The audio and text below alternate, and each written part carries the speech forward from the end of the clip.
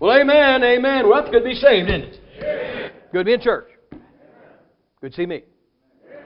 Well, you guys kind of tuned it back there on that third one, but it is always good to be saved. You ever make a bad decision? You know, like you get in the lane at Walmart. Let me tell you women something. You can buckle the knees of the strongest man with one action.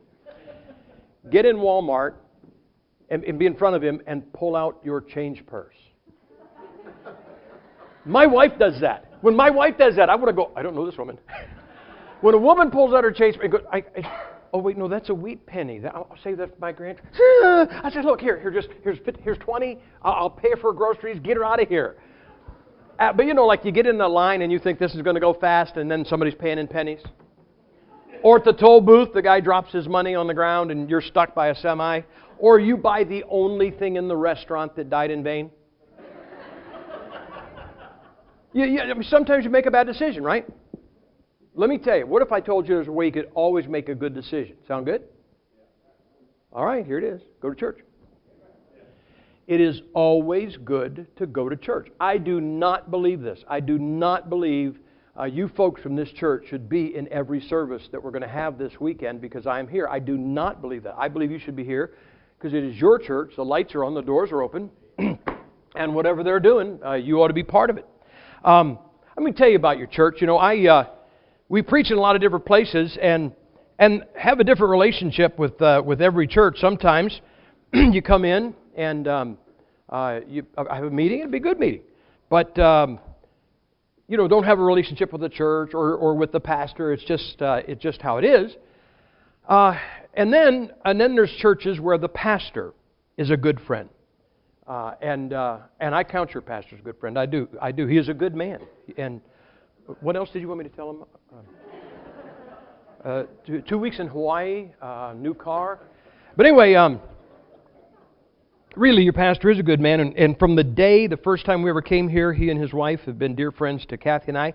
But sometimes I come into a church and the pastor is a good friend, but there's not that relationship with the people in the pew. And then sometimes we come and it is like not just the pastor but the whole church are good friends. Anyway, I don't know why I told you that. So let's sell a book. I'll tell you stuff that's on the book table. My wife will be back there to take your money. Last August, her and I celebrated 45 years of marriage. Amen. 45 years, I can testify. She knows how to take money. You have no idea what a blessing it is for me to see her taking somebody else's money. Somebody did ask this. They asked, do we take credit cards? Yes, the answer is yes. I think the last one we had for 3 weeks. I may not look like Mary Smith, but I was for 3 weeks. It quit working halfway through a gas fill-up. But this, baby, do we have, we don't have the New Testament, do we? This is a series. I did not write this, but we published this. This is the Old Testament companion.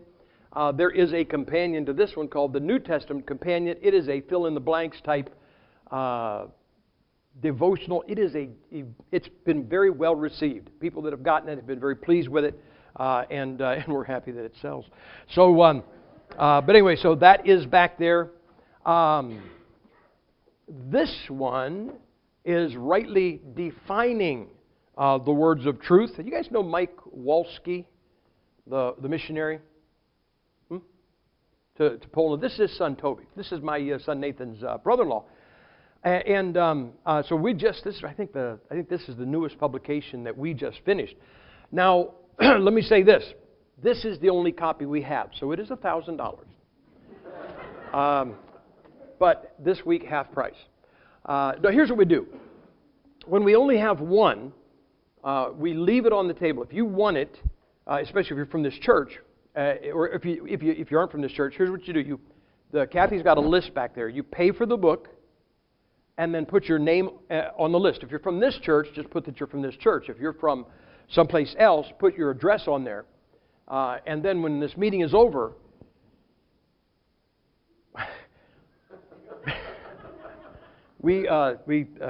we throw that list away and keep that money. And this has really been a moneymaker. In fact, this is the only book we'll ever have.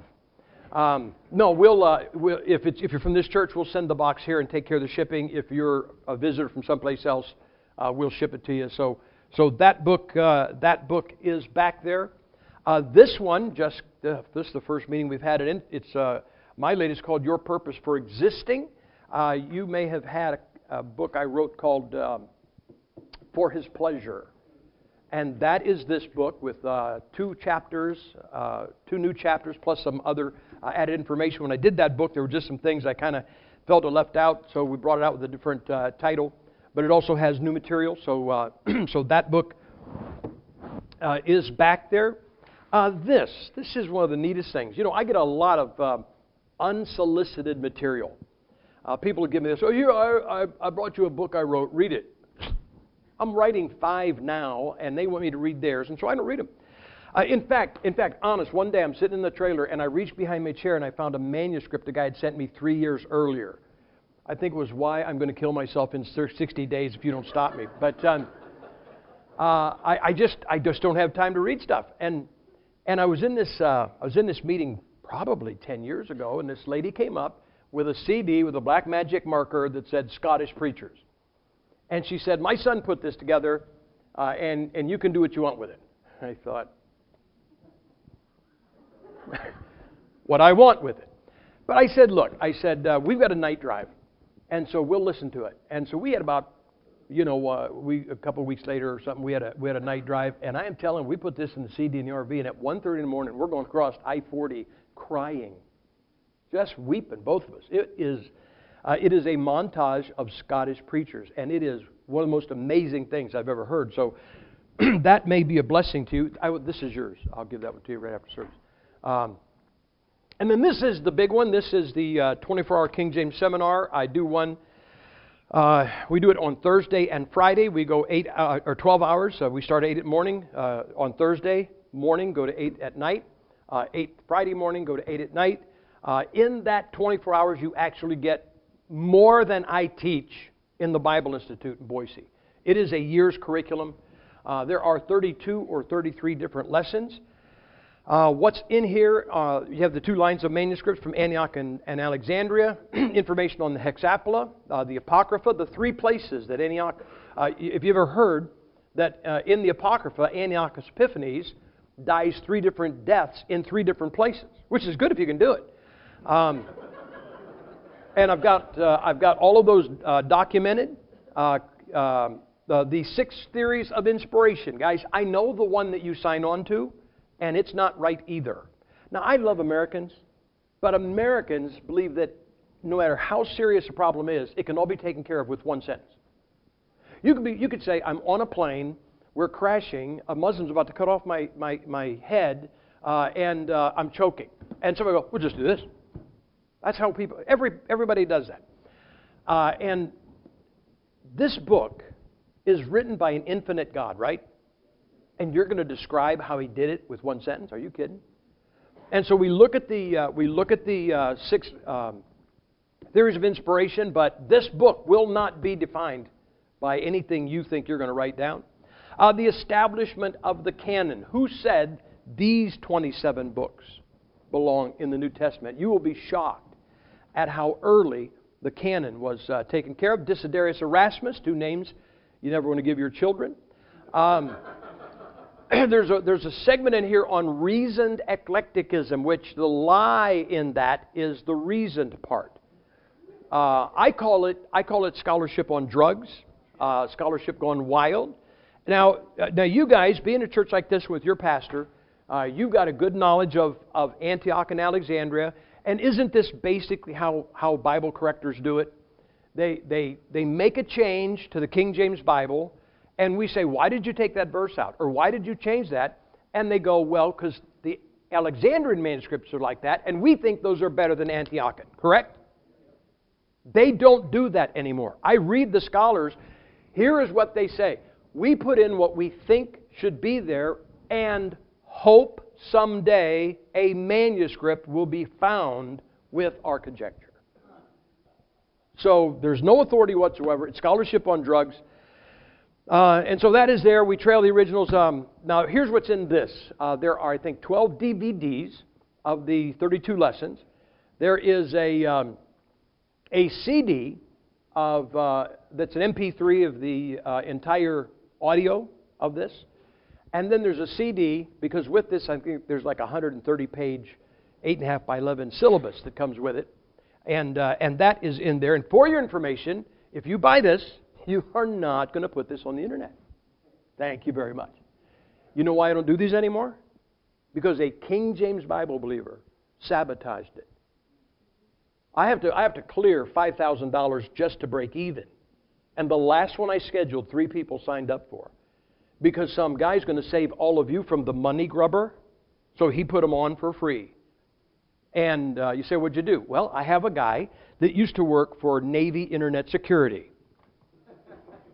We took down 2 sites in this country, 1 in Europe. And this guy, you know where he put them on? A pirate site. Under an alias. That's how honest this guy is.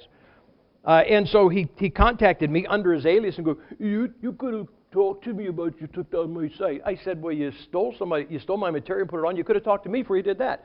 And he wrote back and he said, well, you stole it from God because He knows everything. And at that moment I thought, I wonder if he rides a 2-wheeler.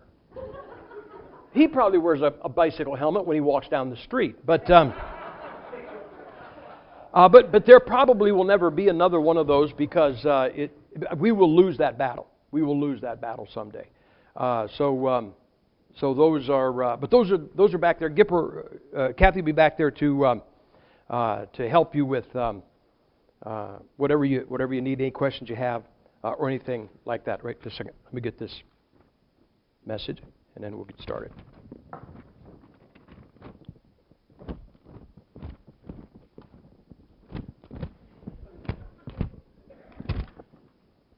Point 1.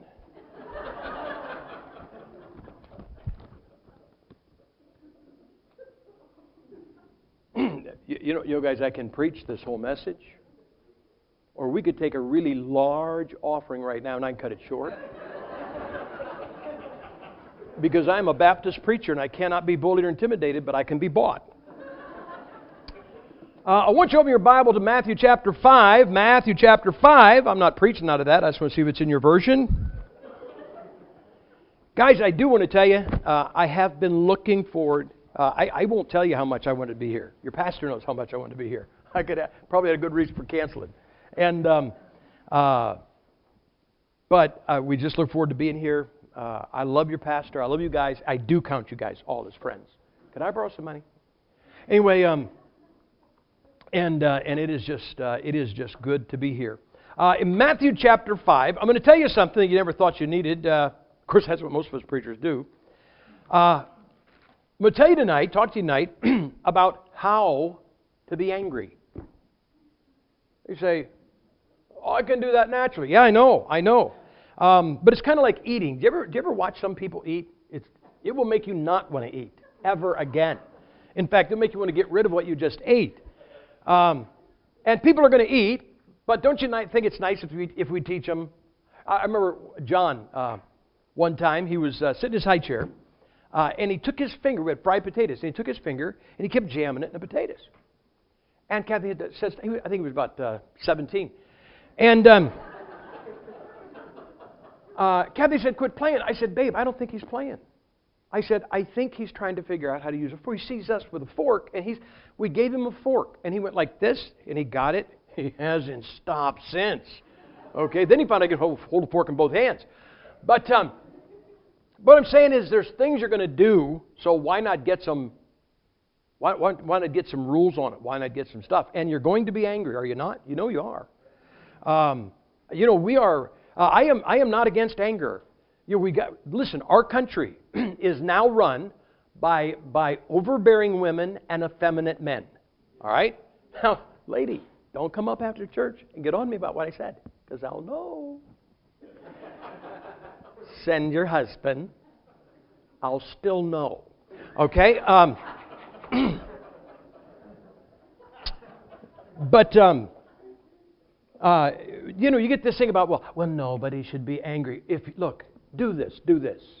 And if you have a pulse, I'm going to prophesy. At some point in your life, you're going to get angry. It is going to happen, is it not? But do you understand there are people in jail tonight for the rest of their lives because they got angry one time and they really lost it? And so you are going to be angry, and so we're going to look at that tonight. And I'll just give you some pointers. We're not going to practice or anything like that. But we're going to look at it. Look at Matthew chapter 5. Here is the Lord talking. He says this, but I say unto you that whosoever is angry, there it is, with his brother without a cause. Now, did you just notice that the Lord didn't say, if you're angry, you're wrong? See, because He's not effeminate. He said, if you're angry without a cause. And we'll look at that later, but it says, but I say unto you that whosoever is angry with his brother without a cause shall be in danger of the judgment. Let's bow our heads. Let's talk to the Lord. Father, it is good to be saved. Lord, now I will say this, Father. I think most of us here, we watched 8 years of a really, really vicious presidency that hates you, hates Christianity, hates this country. And the new president has been refreshing. But aside from that, God, our hope is not in him or any politics or Democrat or Republican. And Lord, sometimes we pick up a paper and we see that our country has made another bad decision. And when we do that, God, sometimes it's easy to forget that it is just good to be saved. And Lord, I'm just glad to be saved. Help us always to remember that it is good to be saved. Bless these folks, God. These people came here for only 2 reasons. They want something from you, and they want something from your book. And if they don't get it tonight, it will be my fault. I do not want to do these people wrong. God, I do not want to be the barrier between you and them. I don't want to be the reason they did not hear from you. So that means that they need you to get Sam Gipp out of their way and out of your way. And that is my prayer tonight. Get Gipp out of their way, out of your way. Please, Father, set the speaker aside and speak to the hearts of each individual here. God, you have designs on the lives that are represented. I pray, God, that your plan wins. Everyone will be better for it. So I pray, God, your people will be edified, that they being edified would leave here and live to your glory. In Jesus Christ's name I pray. Amen.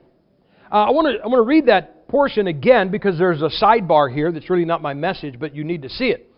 Verse 22 says this, but I say unto you that whosoever is angry with his brother. Now, do you see the clause, without a cause? If you take those 3 words out, you change the definition of that verse, do you not? You say, who would do that? Every modern translation out there. The modern translations take out without a cause. So now you have the Lord Jesus Christ saying, but I say unto you that whosoever is angry with his brother shall be in danger of the judgment. That sounds pretty bad, doesn't it? Like you have really done something wrong, have you not? Let me show you how bad it is. Go to Mark chapter 3. Mark chapter 3, and let me show you who is in danger of the judgment.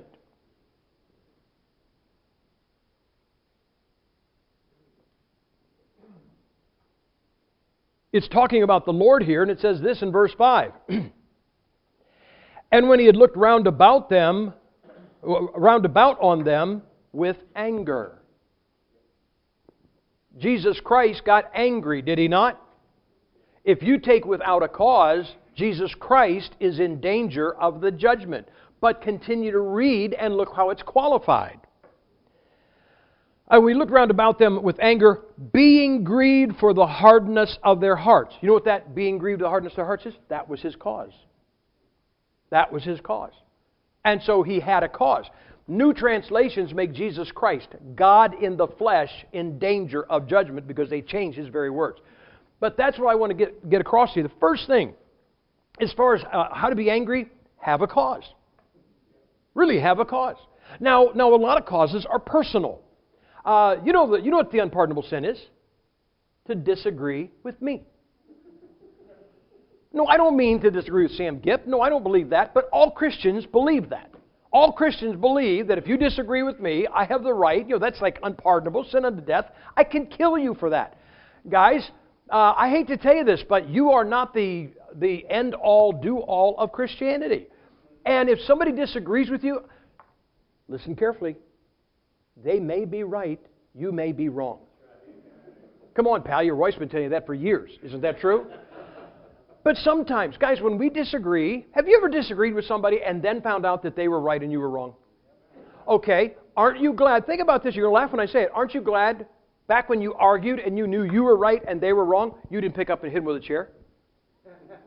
Or shoot them? Guys, do you know what we do in the name of right? We do some most ungodly, wicked, vicious, satanic things because we're right. Isn't that true? You know this Antifa crowd that's trying to set the whole nation on fire? Ask them why they're doing it. They're not going to say because we're rebellious, because we're communists, because we hate everybody. You know what they're going to say? We are right and have the right to do this. Isn't that true? So guys, don't worry about being right. You're always going to be right. Did you ever hear anybody say, well, I think I'm wrong here, but I'm going to argue this point anyway? So I hate to tell you this, but somebody disagreeing with you, that is not necessarily a good reason to get angry. I like guys. You have code words. I say I like it. I actually don't. Playing some kind of a sporting event, and a guy goes off like fireworks, and then they go, well, you know, I'm just competitive. I go, yes, very competitive. I said that's Greek for poor sport. Brother, I've seen things go on softball courts, softball fields, in church softball games where two brethren never spoke to each other again because they blew up over something that happened at second base. And brother, if that's where you are, never play again. Really. Somebody disagreeing with you, you be careful of that. Now, sometimes people do you wrong, and it will make you angry. Somebody will cheat you. Somebody will lie about you, and it will make you angry. And I'll talk to you about how to deal with that anger, and I'm not going to tell you don't be angry. There's going to be times when you are. But somebody just disagreeing with you, hey, sometimes people don't like you. I know that's hard to believe. That is just hard to believe. I got to tell you what happened one time. You know there's actually people that don't like me. It shocks me to this day. But now be honest. Haven't you ever been sitting in a room and a stranger walked in the room? And you just went, I don't like them. Did you ever do that? I'm not going to jump on you for that. The only thing you're guilty of is being human. Now, don't pull your gun out and shoot them. Well, I just didn't like them. But I got to tell you what happened. 20-some years ago, I was flying into Chattanooga to do the John Ankerberg TV debate on different versions, and Ken Barker, head of the NIV, was going to be there. Art Farstad, head of the New King James, guy named Don Wilkins was going to be there from the New American Standard. Dan Wallace was there, taught textual criticism at Dallas Theological. And James White, alias Snow White, from Arizona, the guy that hates the thought that God has a perfect Bible, he was going to be there. So I'm flying on this plane, and Kathy was with me. I'm on the aisle, and about 4 rows ahead of me, and on the other side of the aisle, did you ever see somebody you could just tell they have a mad love affair with themselves? I mean, this guy was just beaming to know that he was there in his own presence. And he is talking across the aisle. So you could see this guy, like if this guy would have had a gun, we'd have had a federal crime, okay? And he's just talking to this guy like, you are so lucky to sit across the aisle from me. And I'm watching this go on, and I think you should be thankful for all things, and I was very thankful. I said, God, thank you that that guy's not sitting there. Because we would have a federal crime, okay? Because I would jump across that aisle. I just couldn't take that. And so we're halfway there. We're halfway to Chattanooga, and this guy in love with himself all of a sudden turns around, looks me right in the eye, and goes, hello, Dr. Gipp. It was James White.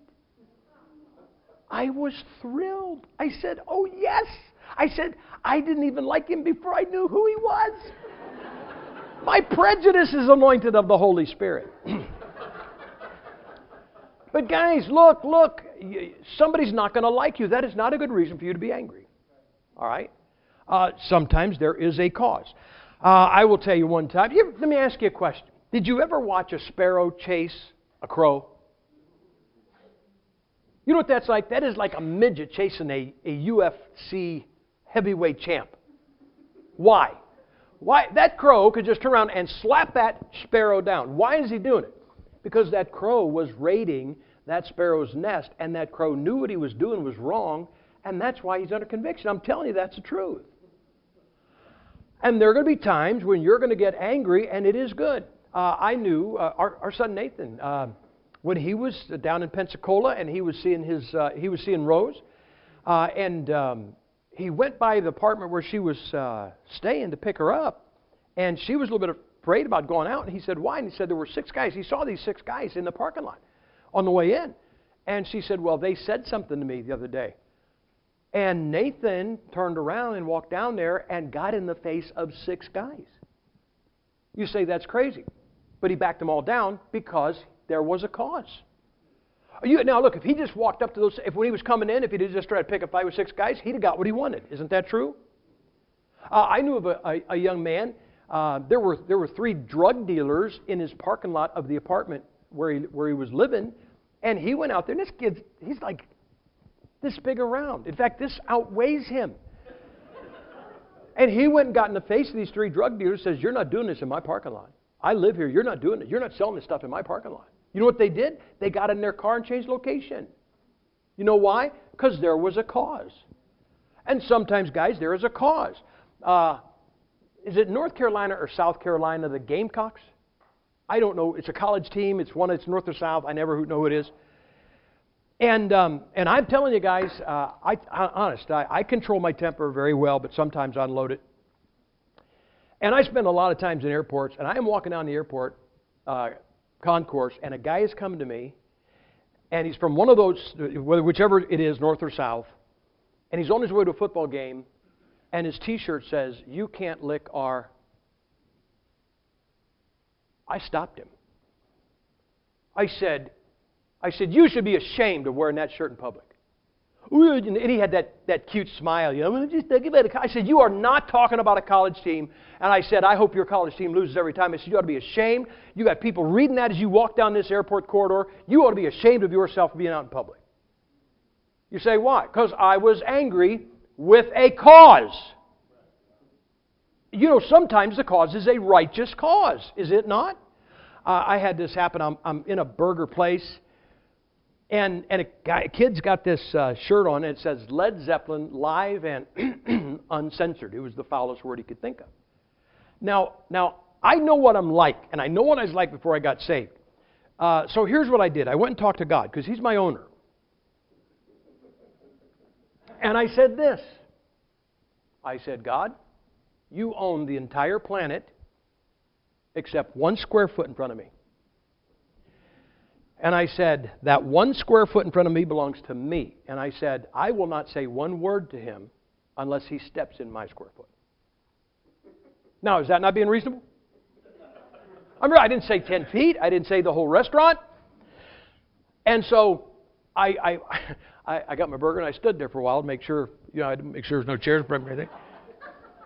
And I see this guy get his burger, and he walks clear over the other side of the restaurant and sits down. And I said, "Okay, that's good enough." Well, it had one of those condiment bars, where you went up and got your lettuce and tomatoes and blah, blah, blah. So I went up there, and there's this big guy standing in front of me, and he moves out of the way, and another guy stepped right here, and I am reading right here, Led Zeppelin live and uncensored. I'll check. He's on my property. He is mine. And I leaned over and I said, "Buddy, that is a pretty sorry shirt. And you've got to be a pretty sorry individual to wear that in public." Now, you understand that all Americans have a minor in free speech law? Free speech, I have the right. I said, "Hey, stupid." I didn't say you didn't have a right to wear it.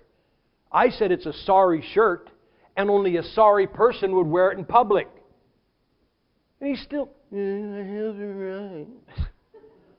And he walked over and talked about his law degree. But, hey guys, look, I'm telling you, sometimes you're going to see something that's going to get you angry. And if you have a cause, go for it. I'm not telling you to get in a fight. I'm at the point now where I couldn't whip a 14-year-old girl.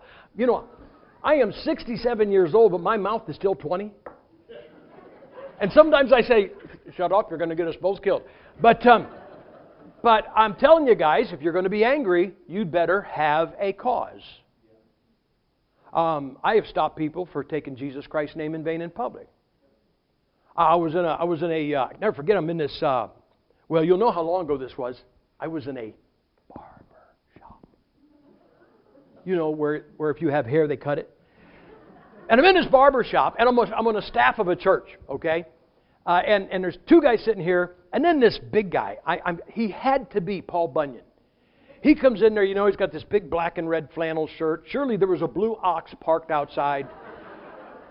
And he's sitting there, you know, and he had one of those voices like, I want to get when I grow up. I mean, if this guy said hello, if he said, I hate you, he'd go, that's okay, I hate me too. That's just how he was.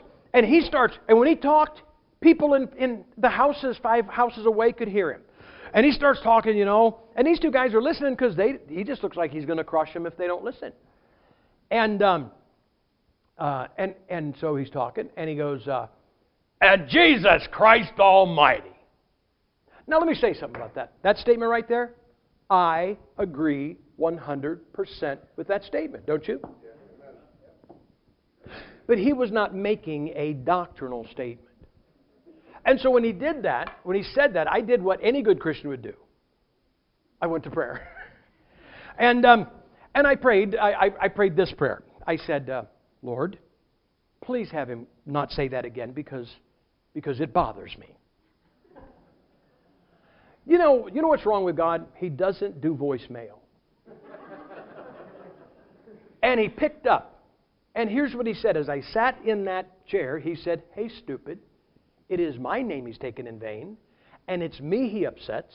And he said, I have you down there to stop him from upsetting me. I'm not up here to stop him from upsetting you. It's a novel way to look at it. Well, while we're having that discussion, this guy goes off a second time. And Jesus Christ Almighty. Now, I know myself, and I know I'm one of those third time the charm guy. And I know that if he says a third time, I am going to jump. I mean, guys, I had a strategy. I'm going to hit him in the fist with my face. Strategically biting his knuckles. And then when he gets weak from a loss of blood, I'm going to spring. I've tried this several times, and just before I spring, I wake up somewhere else. But so then I went, honest, I changed my prayer. Honest, I changed my prayer. You know what I said? Lord, rapture, mild coronary, get me out of here because I'm reading tomorrow's headlines, preacher killed in barbershop. And I can't even prove this. It will not surprise me at all when I get to heaven to find out that the Lord prodded him because about that time he went, Jesus Christ Almighty. And I did not have a plan. But when he said that, I said, Bud, do you know Jesus Christ? And when I said that, this guy, he didn't have hands, he had hams. And these things go into a fist. And the red of his shirt went up into his face, and these veins stuck out. And when I said that, he looks up at me, and the barber, the two guys with him, they kind of looked over at me because they want to be able to identify the body. And the barber is like, I'm half. Oh, you're done. You can leave. Go. Because he's thinking about the damage. I look like somebody from Dick Tracy. This half cut, this half not. Go, half free. And this guy looks at me and he goes, what did you say? I said, do you know Jesus Christ? I can't say that I do. I said, well, I do. I said, he's the Son of God. I said, he's my Savior. And I said, I don't appreciate using a name like that. I said, I don't want you to. He said, well, I guess I don't have to. I said, I know you don't. Say, what was that? That was a sparrow and a crow. You think if I walked down the street and slapped that guy upside the head, he'd back down? But he knew what he was doing was wrong, didn't he? You know what's wrong with some of you? You won't get angry for God. You say, what if you get punched? Well, don't tell me. Anyway, the guys, you need to have a cause. Who do you get angry with? Well, in general, people. Now, there's two kinds of relationships you have with people. There are what I call necessary relationships. You say, what's that? Okay, try this one. Marriage. Would you call that a necessary relationship? Guys, I don't care who you have to see, don't have to see. You have to see your wife. You ladies, you have to see your husband. You know what my advice is? Make that a good relationship. I do not understand people that you ever hear anybody say this? A guy will work for a company and they shortchange him and overwork him and underpay him, but he won't say anything bad about it. And you ever hear anybody say, man, he married that job. He married that company. They mistreat him and he won't. Hey, I don't know about your job, but you better remember this about the person that's got your name. You married them. And there is no relationship on this earth, I'm talking about human relationship, that is more important than your marriage relationship. And so you'd better watch yourself. Let me give you some advice. I told you, Kath and I have been married for 45 years. We established this. I said 45 years ago, we will never, I don't care if we ever get angry with each other, we will never call each other names. Now, let me tell you, 45 years ago, I just thought it was a good idea. 45 years later, I realized it was a stroke of genius. Look at her. She's like 100. But she's pretty, she's beautiful. I mean, if we get into a name-calling contest, it'd be like getting into a rock fight and she gets all the rocks. Look at this. Can't you think of things to call this face? I had some guy, he was trying to get me mad. He says something about me having jowls. I don't even know what they are. But, okay, I keep pork chops in there. But look at my wife. She's still beautiful. In fact, I tell you, I do call her names. I do. I call her names. I'll say, I call her beautiful. I call her the MW3. That's the most wonderful woman in the world. So that's what I call her, okay? But guys, you better beware of what you say to your wife. Lady, you better beware of what you say. Now here's the thing. Oh, but he said I was sorry. Yeah, that's right. He called you some horrible thing, and then he said he was sorry. Then he went out the door, and the devil steps in the kitchen and said, he called you that. Well, yeah, but he said he was sorry. But if he didn't believe it, he wouldn't have said it. You better be careful. You young married couples, don't call each other names. Look what it says in Ephesians chapter 4. We've all heard the standard, and I think correct teaching, evening in the morning or the first day, evening in the morning or the second day, evening in the morning or the third day. Well, look what it says in verse 26, chapter 4. Be ye angry. There it is. Doesn't say not to be angry. Be angry and sin not. Let not the sun go down upon your wrath. You know what I tell people? You better get this thing settled before the sun goes down. Don't go to bed angry. I don't know what you've got to do, but you better get this thing settled. You say, why? Because that book told you to, in the very verse where it told you to be angry, it told you get it all settled by sundown. And you had better do that. Because if you don't do it, you will go days, weeks. You will hurt yourself. You will hurt your relationship. This book, this is not my philosophy on marriage. This is not psychology. This is not, I've studied the human psyche. No. Because when you're hot, you don't want to get it taken care of by sundown. But your book, written by a God that you think is infinite, because He is, that is a God who is never wrong. Is that not true? Then He told you, get this squared away before sundown. And you will be better for it. So, you're going to have a marriage problem, then get it taken care of by sundown. Outside of the marriage, I talk about husband and wife, family. Now, I say this, family is good to love from a distance. But again, I know some brothers, they will fight, but boy, you touch one of them, and the other guy, the brothers all pile on you, and that's good. But your family, you need to take care of those anger problems. You really do. Whether it's, come on, be honest, it's jealousy, or it's pride, or it's whatever, greed, I don't know. But the fact is, guys, that you have a necessary relationship. To understand that you go into a restaurant, you may never see the waiter or waitress again in your life. Right? Can you say that about your brother? I'm talking about your physical brother. Oh, I know there's a chance. He lives 10 states away, and your paths are not going to cross until just before you die. But the fact is that even 10 states away, there's a better chance of you seeing your brother than there is running into a waitress or a waiter or somebody else. Isn't that true? Guys, you better take care of your relationships, necessary relationships. You know what I tell people to do with family? Just forgive them. Now, here's when I say forgive them, I like Christians because they're all very godly, Christ-like, and they want to forgive. And they kind of say it this way, yes, I'm going to forgive them. I'm going to forgive them just as soon as they crawl over here on their knees on broken glass and beg me to forgive them. I'm going to show them how godly I am, and I'm going to have them kiss my ring, and then I'll forgive them. You know, you may as well just forgive them. You say, without them asking? You know why they're not going to ask you to forgive them?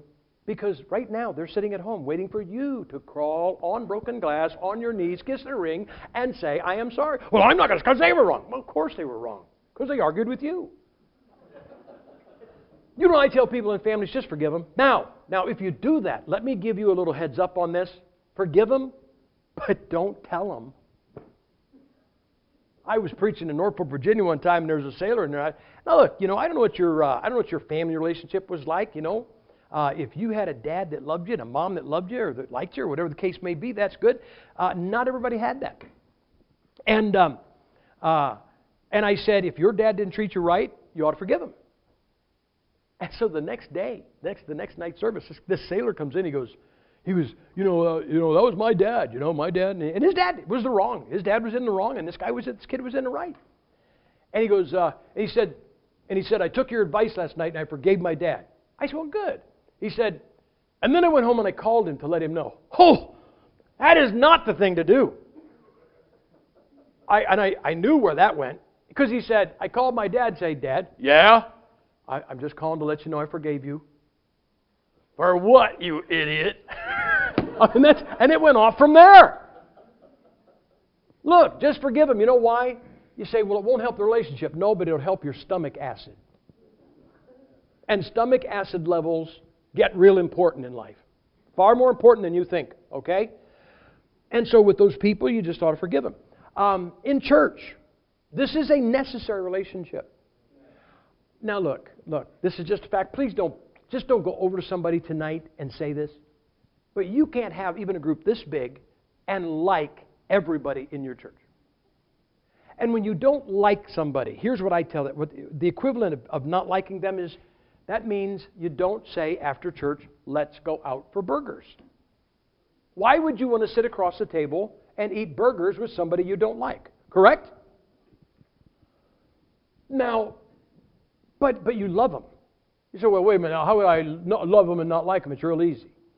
If you don't like them, stay away from them. You'll both be happier. But if tonight their house burns down, you throw about $500 in the offering to help them build a new house. Say, but I don't like them. You don't have to like them. You don't have to ever see the new house. But don't you love them? So guys, there are people you don't like. But let me help you this. Again, to this day, I can still remember one time this guy was preaching some meeting when I was down in Pensacola. And he called it an alabaster service. Where Mary took the alabaster box, it was so precious, she broke it. And this guy was talking, he got into this asking people to forgive you. Or forgiving people something. And then he gave the invitation. And the invitation was, don't come forward, go to somebody and forgive them. Well, no, I didn't have to go any place because there was nobody I was upset with. And I never forgive anyway. And I can still remember this day, this girl comes over and she just says, I just want to let you know that I forgave you tonight. And then walked away. To this day, I have no idea what that was about.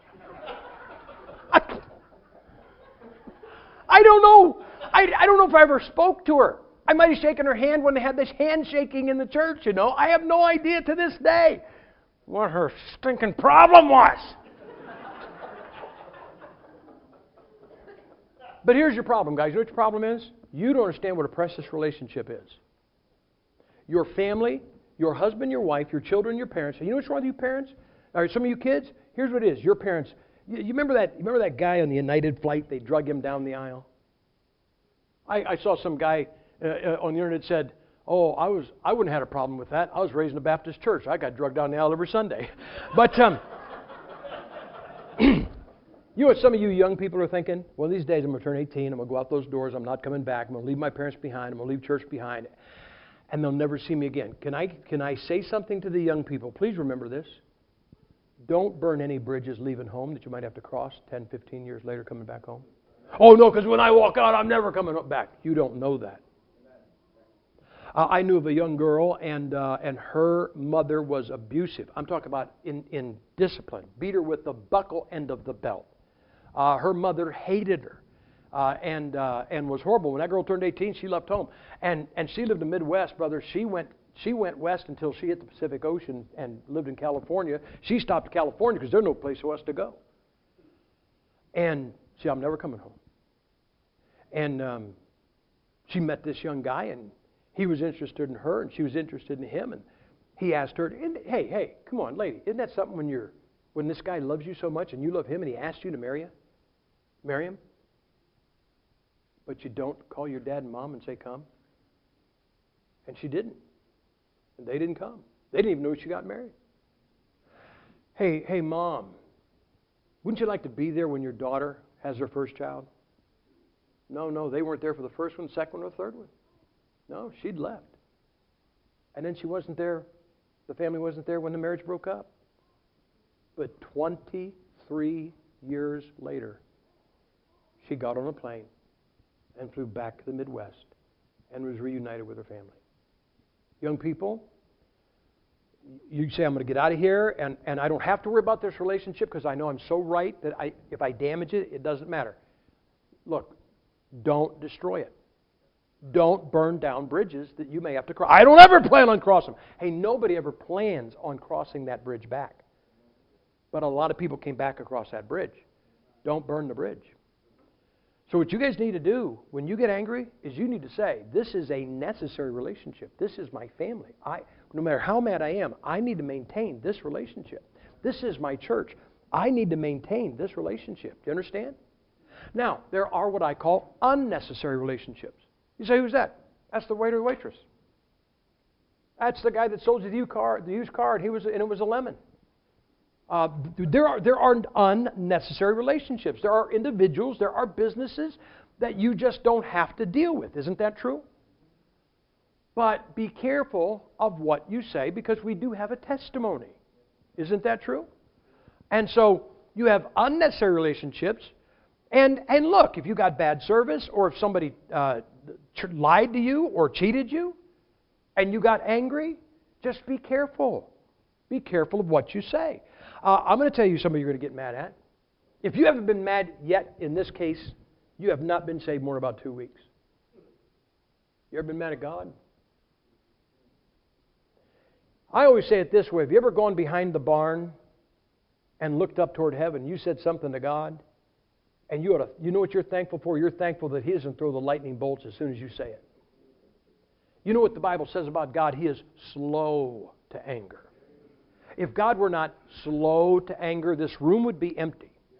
And there would be a bunch of barns with smoldering craters out behind them, where as soon as you got lippy with Him one time. Now, here's the good side of getting angry with God. You always know when you're angry with Him, He's right, you're wrong. Right? Believe me, that gives me peace. Did you ever get angry with somebody because you were right and then found out that they were right and you were wrong? Well, you don't ever have to worry about that. If you are angry with God, I don't care if you disagree with God. He is always right. You are always wrong. Let me give you a prayer. I'm going to give you a prayer. I've used this many times, probably use it again. I've said this to God. I highly disagree with what's going on in my life right now. There's nothing wrong with that prayer. If you finish it with this, but you're right and I'm wrong. That's all you got to finish it with. Look, you're not going to agree with this infinite God. You don't agree with what God has done in other people's lives, let alone your own. Isn't that true? And so there's going to be times when your jaws are going to get tight. You're going to double up your fists, and you're going to say something like, you call yourself a God of love and you do this? So I'd never do that. Really? You won't do that after you bury a child? You won't do that if you go home and find out that your whole house burnt down and you could have stayed home tonight and it wouldn't have happened? I'm telling you, God is going to do some things in your life. He's done them in mine. He's probably going to do more. He's going to do something in your life, and you are going to be upset with Him, and you're going to be angry with Him. And you know what you need to do? You need to say, hey, I've said it this way. These are the exact words I have prayed. Through gritted teeth. I highly disagree with what's going on in my life right now, but don't worry, I know who the idiot is in this picture. You say you did. Those are the exact words. Because I know anytime I disagree with God, I'm the idiot. I disagree with you, I might be wrong, and you might be wrong. But every time I disagree with God, I know He's right. You say, but I still got angry. Then as soon as you get this thing cooled down, guys, remember, I don't care what you say, remember He is right and you're wrong. Get back behind the barn as quick as you can and say, thanks for not nailing me when you could have. Thanks 3 days ago when I said that to you. You could have dropped the lightning bolt and leave me a smoldering hole in the ground. And because of your mercy and your grace, you did not do that. Because you would be right in anything you do to me. Isn't that true? So guys, you're going to get angry with people. Now, let me tell you how to be angry. Look at 1 Corinthians chapter 14.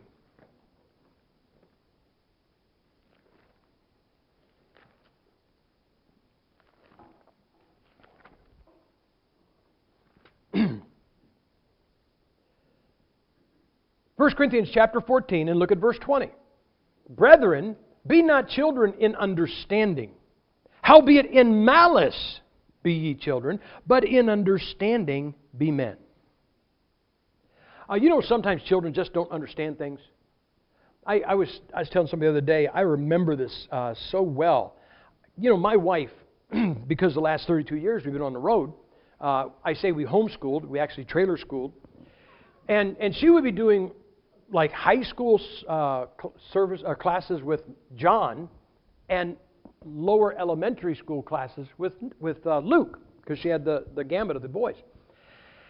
I remember Luke just couldn't get math. I mean, he is looking at math and it just doesn't make any sense. You say, why? Because he's stupid? No, he's a kid. Today, you know what he does? He will see his mother and they will discuss algebra equations. I hate him. Because as he's discussing them, he'll talk to her looking at me. And because he knows I have no idea what he's saying. I think he's cussing me in math. But you say, well, wait a second. That's the same person across years. There's things kids don't understand. Isn't that true? John with math. I remember John. He didn't want to take math. He said, Mom, I'm never going to need this. John owns a construction company, and he does all of his own bidding, and he's always using math. So there's a thing where kids don't understand. But look what it says. It says, brethren, be not children in understanding. Guys, you got to grow up in understanding, be men. Howbeit in malice be ye children. Now, do you know why God tells you to be children in malice? Because do you know how a child is in malice? I don't like him. I don't like him. I'm never going to play with him again. I'm never going to talk to him. Right? And what are they doing tomorrow? They're playing. Oh, that we would all be children. Because we adults, you know, somebody says, well, you're acting like children. Some of you ought to. I knew a guy that this guy went to a very tough field, a very, very difficult foreign field, got a church eked out of this culture. His church was so big that if you were in the back row, you were in the second row. There were 2 rows. That's it. And he finally gets something going, and they get their building, and a guy got mad at him and left the church and took 4 other families. So 5 families left the church. And you know why the guy left? Because one Sunday morning, that missionary didn't shake his hand on the way out the door. That's foolish. That's stupid. That really is. You say that's childish. Unfortunately, it's not. A child would have got mad and been back for Sunday night service. So you know what you do? You get mad like a child, but kids, they don't stay mad. You know what you do? Hey, can I give you some help? Never keep portfolios. So what are you saying? When somebody does you wrong, don't have this little thing in your memory. And I remember, come on, have you ever, and just like the time in 1987 when you got the last piece of chicken.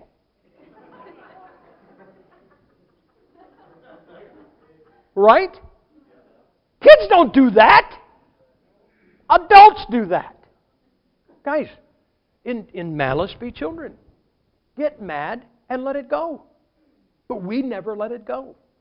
It got so bad, we come down the aisle of the grocery store and we say, oh, they're coming down the same aisle. And so you end up in the liquor aisle. Some of you belong there anyway. So let your anger be temporary. Let me say this. Remember, above all things, do no damage. Do no damage. Isn't the devil called the destroyer? Why would you want to do what the devil can do? I might have told you this back. I was not even saved, and I learned a great spiritual lesson. It was like around 1968, 69. And at that time, who was Antifa today was called hippies then, and they were trying to set fire to the whole country. And I'm watching the news, and I'm, like I said, 18, 19. These hippies burnt this Bank of America building down in California. They burned a bunch of them down. And this guy from the TV news program interviewed this hippie that burned a building. Now, guys, can I explain something? When you set fire to a building and get interviewed instead of arrested, the country's already made the wrong turn. And they said, why are you burning these buildings down? And he said, because we're going to build a new country, but we got to burn the old one down first. And I learned a spiritual lesson. Any hippie can burn a building. Could I ask anybody ever see a building that a hippie built? I have never seen a building that a hippie built, and if I did, I wouldn't go inside. Right? Let me ask you, is this not true? Couldn't you get a 6-year-old to come in this building with a pack of matches, and by this time tomorrow, it'll be a smoldering concrete foundation? Can that 6-year-old build it? Come on, can he? No. Then don't destroy, because anybody can destroy, and the devil is a destroyer. And guys, you're going to think I'm apostate when I say this, but when two preacher friends of mine are mad at each other, I don't care who's right. Oh, certainly you care who's right. No, I don't. Oh, don't you want to get your scripture and choose? No, I don't care who's right. You know what I care about? Who's going to do right. You know, I could be the assistant pastor in his church, and your pastor and I disagree. Obviously, he's wrong, because I'm always right. So now I'm right. And now because I'm right, I have the right to do anything. So I come to him one day and say, just to let you know, Pastor, I'm leaving the church. God's called me to start a church across the street. Because there's no Bible-believing work in this area. Now, here's the thing. Where we disagree, I might be right. But what I'm doing is wrong. And then I start calling people in the church and going, well, you know I love the pastor, but I'm a little bit, there are just some things I don't want to say. And then the more people that go across the street to my church, I go, see how God's judging him? That ain't God, guys. Anybody can destroy. Don't do damage. I am telling you, there are people, I told you there are people in prison tonight. Did you hear this? I lost my temper. Why would you brag about that? Is this not true, guys? Is temper not the strength of the steel? Guy takes a sword, he makes it out of steel, and it's like hot butter. But he heats it up and tempers it. And he puts it in oil and he tempers that steel. And temper is the strength of the steel, correct? I had this truck one time. And it had an aftermarket dipstick for the oil. And the aftermarket dipstick was made out of pasta. You ever see a dipstick? It's tempered steel. You can take this thing and you can bend it until both ends touch, and when you let go, it goes, right? And I'm sure when this guy, I don't know how he lost the dipstick, and he got an aftermarket dipstick, and I'm sure when he took it out of the thing that you could take it and go like this and bring, but it had been in there too long. And now, and on this particular truck, the only reason it had an engine was to break the fall of the oil to the driveway. It would have saved me time to just go out in the driveway and pour a quart on the driveway. But this way it went around the engine and then hit the driveway. So I was checking the oil a lot. And I would pull the dipstick out, and I put a couple quarts in, and a couple more, and a couple more. And then I put the dipstick in, and I'd push it, and it'd go, and it'd be like this. It'd be like a inverted U. I could have tied it in a knot. So I straighten it out, and I put it in, and now it is like a U. Straighten it out, and I put it in, talking to the guy that made it. You know how I put it back in the engine? I literally had to feed it in like a half an inch at a time. It was like pushing a noodle. Now wait a second. It had been tempered. Now it was worthless. You know why? It lost its temper. How did it do that? It got too hot too often. Why would men boast about losing their temper? Why would you boast about losing your strength? I had a guy in my church. I love him. I love him this day. Guy was he was bench pressing 450 pounds. And this guy had a temper. I mean, if you walked in church and said, "Hey, it's good to see you," and he'd go, "Oh, you usually don't like to see me, but today it's good to see me, huh?" And you'd think he's joking. And you remember, it's like touching the tar baby. You can't. Ooh, ooh. So you don't like to see me? Is that what you're saying? And so then you go, "Oh, I got to get my hand away," and I mean, it's like you're about to have a fight, and all you did is walk in and say, "Glad to see you." I remember one time he came in my office and this guy is screaming. He picks up a chair to hit me with. And I thought, what's wrong with this picture? You bench 450. Give me the chair. What are you? You don't need a chair. Come over and crush my head. I need the chair, the whip, the gun, okay? But you know what's wrong? Go off like a rocket. I had a guy in my church one time. I mean, he just got mad, man. He just called me everything he could. One Sunday night, and I came into church Wednesday, and he sees me. He didn't apologize. He goes, he said it like this. "Sorry about the other night, preacher, but that's just me." I said, "Well, that's okay." I said, "Every now and then I get drunk," but I said, "That's just me."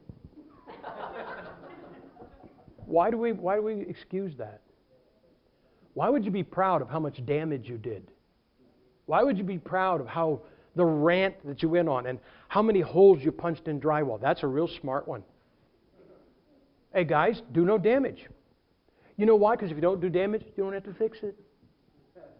You don't have to stand in the courtroom saying, "I lost my temper and shot him, and I am so sorry." But they're still dead and you're still going to prison. So, whatever you do, do no damage. Now, let me tell you how to leave a church. I'm going to tell you how to leave a church. Never leave angry. Never. You leave a church angry, and you know what you're going to find out? 6 months later, you know what you're going to find out? You can't stay mad. Nobody can stay mad. If you get mad at your pastor and you think you got a good reason for walking out, when you're angry, hey, when people are angry, killing someone seems justified. Isn't that true? So you walk out angry, and then 6 months from now, you aren't angry anymore. And somebody says, "So why'd you leave that church?" And you think about why you left, and you think, "Oh, that is such a childish reason. I am such an idiot." Well, you're not going to tell them that. So you're going to go, "Well, brother, I don't want to say exactly what, but there are some things that if you knew the whole story, you'd never set foot inside that church." You leave a church angry, you know what happens? 6 months later, you got to lie. You got to make something up. You got to fabricate a reason why you left. You got to make a new doctrine out of the doctrine of not shaking my hand when I left church. Isn't that true? Well, there's some doctrinal problems. I love Brother Stevens. I want you to know that. But he's just got some problems. I wouldn't say anything. No, you just go ahead and go there. Just hope you're not there the day God judges the whole place. Don't leave a church angry, because you'll find out you cannot stay angry. Then you'll say something that justifies your stupid act. Don't do it. Say, am I allowed to get angry? The Bible said, hey, be angry and sin not. The Bible said, be angry with a cause, right? Yes, you're going to get angry. Don't make it an art form, guys. Don't make it, you don't have to practice. I don't understand people that get angry and throw things and destroy things. It just does not make sense. The best thing you can do when you get angry is be a pressure cooker. Just sit there and boil inside and go take a nice walk and don't say anything. Look, me tell you what's happened to this country. 25 years ago, if a Christian made another Christian mad, or if a pastor made a church member mad, or it even did them wrong, you know what you did if somebody did you wrong? Another Christian did you wrong? You went and told God, didn't you? Now, by that evening, we've told Facebook. We don't go to God. If He does something that makes me mad, I've got it posted by sundown, and I've given my story, and we've had all kinds of comments on how ungodly he is because I put it on there. And then 6 months from now, I realize I never should have done it. Well, you can't take the knife out at that point, can you? Now, I'm telling you guys, the hardest part is not getting angry. The hardest part is doing no damage. So you better have a cause. If you're going to get angry, have a cause. But that cause does not justify damage. It does not justify death. It does not justify you being an imbecile in public, throwing a tantrum. It does not justify that. So have a cause. Keep in mind the necessary relationships, your marriage relationship, your church relationship, your family relationship. Those are necessary relationships. Don't get so mad that you can say, I haven't talked to my brother in 30 years, bless God, and I hope next time I talk to him, I hear about him, I heard he died. Well, there's something wrong here, buddy. Look, if you can't get along, then don't get along, but you got to get that thing cooled down. You got to get it taken care of. If nothing else, just forgive it. You won't be eating it so much. As far as God, you're going to get mad at God. At some point, you are going to get mad at this God because He has got plans for your life that you did not approve of. Isn't that true? Just say this. I disagree. I just disagree. You know what I tell them sometimes? I know you're right, but I still think my way's better. I know you're right, but I don't even know why you're right, because when I look at it my way, I still think my way looks better. But you are right and I am wrong. Finish it with that. And don't hold your anger. You want to be angry? Be angry like a kid. 2 little kids, I hate them, I'll never talk to them again. And 24 hours later, they're in the sandbox playing Matchbox cars. And do you really believe one of them went, I just came by to tell you I'm sorry about what I said in the sandbox yesterday. I took the red Matchbox car and you wanted it and I used it instead. No. They acted like it never happened and went back to the sandbox. Right? So guys, be a child. That's when you can be childish. So what do you mean? You get mad, let it dissipate. But if you write down a portfolio, you'll read that portfolio every day. And you'll go back 30 years. I mean, everybody's, yeah, it's just like the time when you said that back. Yeah, I guess I did. But you know what the problem is? You should have forgiven it. You should have just forgot about it. If nothing else, can't forgive it. You should forget it. And so, don't make a fool of yourself and don't make a corpse of the guy you got mad at. And talk to God. I'd like you to stand with your heads bowed.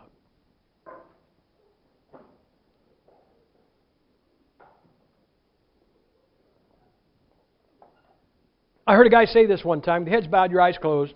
A guy said one time, it's not a sin to be wrong, it's a sin to stay wrong. Maybe I'm talking to somebody tonight, you got angry. If you haven't gotten angry about something, you are not alive. But maybe you didn't handle it right. And I'm not going to jump on you for not handling it right, but now you know how. Maybe you do need to go set straight some kind of a relationship with somebody. If it can be done, I'm all for it. But if nothing else, maybe you need to go talk to God and say, God, I am so sorry I was so vindictive. I'm sorry that I tried to damage somebody. I'm sorry that the fact is I hate their guts to this day. You got to get that right. You got to let that thing go. It is not natural to be angry 10 and 15 and 20 years after something happened. It is just not natural. So maybe you need to come down, talk to the Lord, say, Lord, let me get this all squared away. Maybe I'm talking to somebody and you think that going off like 4th of July, every time somebody displeases you is some kind of a manly thing to do. No, it's a stupid thing to do. Maybe you say, God, I got to get control. I'm going to tell you this, guys. This is not news. That book will help you control that. You read it I'm not talking about get a book, chapter, and verse. I'm talking about read that book and read that book and read that book and read that book and read that book. And over, I'm going to say the word, over years of consistently reading that book, something that used to set you off will happen, and you'll handle it properly. And you'll say, and you don't have a book, chapter, and verses. I handle it this way because I read it. But it's because you put so much of that Bible in you, it took care of it.